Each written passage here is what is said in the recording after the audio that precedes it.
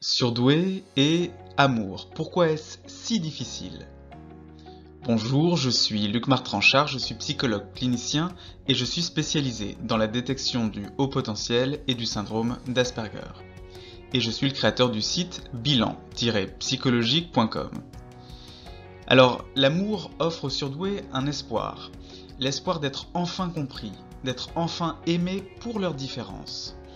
Mais les surdoués rencontrent des difficultés, à la fois dans l'établissement des relations amoureuses et dans le maintien de ces relations amoureuses. Et aujourd'hui, je vais vous donner 10 clés de compréhension des difficultés que rencontrent les surdoués dans leur vie amoureuse. Bien entendu, tous les surdoués ne sont pas concernés par ce que je vais dire, certains surdoués vivent classiquement et heureusement en couple. Alors pour découvrir si vous êtes surdoué, je recommande toujours dans un premier temps de commencer par le test de dépistage du haut potentiel émotionnel en ligne et ou celui du haut potentiel intellectuel en ligne. Vous les trouverez dans la description. Ils permettent de déterminer la probabilité que vous soyez HPE ou HPI et le type de bilan qui est indiqué pour vous. Par la suite, pour un diagnostic de haut potentiel émotionnel, il faut en passer par un bilan émotionnel et de personnalité qui peut se faire entièrement en téléconsultation. Et pour un diagnostic de HPI, il faut passer le test de QI VICE-4. Alors combien avez-vous de caractéristiques? Partagez le nombre de caractéristiques que vous avez ou que vous avez eu à un autre moment de votre vie dans les commentaires. Première caractéristique, la différence.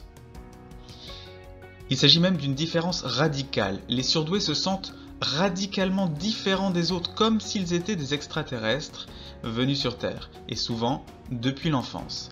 Du coup, il y a beaucoup de malentendus dans les relations aux autres, beaucoup de blessures narcissiques et beaucoup de ruptures dans les relations amoureuses. Deuxième caractéristique, la communication. Dès l'enfance, les codes de communication des surdoués ne sont pas les mêmes que ceux des autres personnes.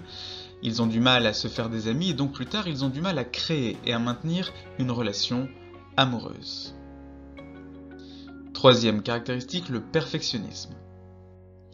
Les surdoués sont très perfectionnistes, ils attendent beaucoup des autres et ils attendent aussi beaucoup d'eux-mêmes. Ces attentes impérieuses peuvent rendre leur relation difficile. Ce qu'ils souhaitent, cependant, c'est uniquement obtenir de l'autre ce qu'ils cherchent eux-mêmes à offrir. Quatrième caractéristique, l'hyperactivité cérébrale. L'intense activité intellectuelle des surdoués leur impose des moments de retraite, des moments de solitude pour trouver le calme. Le bruit et la présence et l'attente des partenaires peuvent avoir tendance à les agresser. Cinquième caractéristique, la créativité. Les surdoués sont très créatifs et ils ont besoin de temps pour eux-mêmes, pour que leur créativité et leur productivité puissent s'épanouir. Et certains partenaires peuvent se sentir délaissés dans ces moments que les surdoués consacrent à eux-mêmes. Sixième caractéristique, l'hypersensibilité. Les surdoués ont une sensibilité à fleur de peau, ça peut être une hypersensibilité émotionnelle ou une hypersensibilité sensorielle. Et c'est vrai que certains partenaires peuvent s'en agacer, ils peuvent s'agacer de cette hyper-réactivité au niveau de l'humeur, au niveau des émotions et au niveau sensoriel. Septième caractéristique, l'intensité. Les surdoués sont très intenses, ils sont souvent dans une urgence à agir, une urgence à faire ce qui les passionne. Mais cette intensité, cette urgence à agir peuvent être difficilement acceptées par leur partenaire. Huitième caractéristique, l'isolement. Du fait de leur besoin de longs moments de solitude, un certain nombre de surdoués choisissent d'être en relation amoureuse mais sans vie commune. Et lorsque leur besoin d'être seul est nié, ils se retranchent dans un mutisme qui est rarement compris par leur partenaire. Et ils peuvent éviter dans ces moments-là de communiquer notamment leurs sentiments. Neuvième caractéristique, le besoin de changement. Les surdoués ont beaucoup besoin de changement. Ils veulent des échanges profonds, des échanges toujours renouvelés et enrichis. Mais le besoin de nouveauté des surdoués peut aussi se satisfaire d'autres manières, et parfois, il se satisfait en dehors du couple. Dixième caractéristique, le multipotentiel. Les surdoués sont multipotentiels, c'est-à-dire qu'ils ont des intérêts variés, et parfois décalés avec une passion et une intensité qui sont surprenantes pour les autres. D'où la frustration de certains partenaires qui se sentent mis à l'écart et ignorés.